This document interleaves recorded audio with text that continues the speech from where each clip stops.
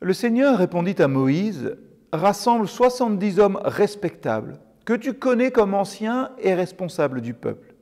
Tu les amèneras à la tente de la rencontre. Ils se tiendront avec toi, là, devant moi. Je descendrai m'entretenir avec toi à cet endroit. Je prélèverai un peu de l'esprit que je t'ai donné pour en répandre sur eux.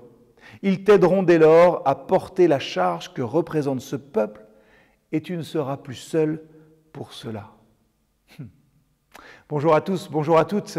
Ce texte est la suite de celui que nous avons partagé hier. Hier, nous voyions la détresse de Moïse et le Seigneur y répond. Il ne condamne pas son serviteur, au contraire, il va le soulager. Et cette addition de 70 personnes, 70 hommes, épargnait de la peine à Moïse, c'est vrai. Mais ça lui a enlevé aussi un petit peu de sa spécificité. Maintenant, Moïse, malgré sa place toujours prépondérante, était un instrument réuni à d'autres, au lieu d'être lui, là, unique. Et ce chapitre nous renvoie à une position d'humilité, tous et toutes. Le meilleur des hommes peut tomber. Oui, on l'a vu hier avec la plainte de Moïse. Et il est assez clair que dans ce 11e chapitre du livre des Nombres, Moïse n'est pas dans le calme de la foi. Regardez les versets qui suivent, les versets 18 à 23. Relisez-les là maintenant pour vous faire une idée. Vous me mettez en pause. Moïse doute encore et le Seigneur est obligé de lui répondre un peu sèchement. « Et ma puissance, n'est-elle pas suffisante ?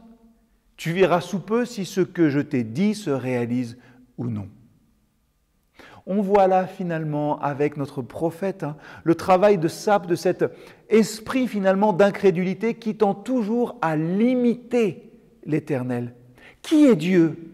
Vraiment, réellement, repensez-y maintenant. Il est le Dieu tout-puissant, le créateur des cieux et de la terre. Ne pouvait-il pas fournir de la viande à 600 000 hommes ? Moïse nous ressemble tellement.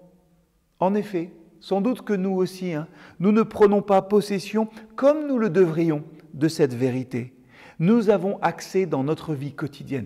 Et quel miracle incroyable au Dieu vivant. La foi dans notre vie introduit Dieu finalement sur la scène de notre existence. Et conséquemment, Dieu est alors la grande réponse à toutes nos questions. Plus encore, il est la grande solution à toutes nos difficultés. La foi que nous avons rapporte tout à l'Éternel.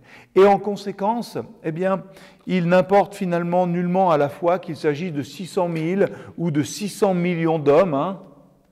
Elle sait que Dieu est tout suffisant. Et Moïse aurait dû se rappeler que Dieu est tout à fait suffisant. Notre foi, notre vie doit trouver toutes ses ressources en l'Éternel. L'incrédulité va vous dire à l'oreille, comment telle et telle chose se peuvent-elles ? L'incrédulité, elle est pleine de « mais comment ?» Mais la foi, c'est finalement la seule grande réponse aux 10 000 comment. Et cette réponse-là, c'est Dieu. Voilà de quoi méditer aujourd'hui.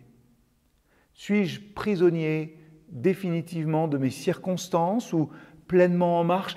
Peut-être pleinement en marche, c'est vrai, dans un temps de désert, de souffrance, dans mon désert. Mais est-ce que par la foi, je suis déjà en marche vers la paix, la joie et la liberté que me promet Christ? Quel est le titre de notre série en ce moment ici à l'Église M? Destination incrédulité? Non, destination liberté.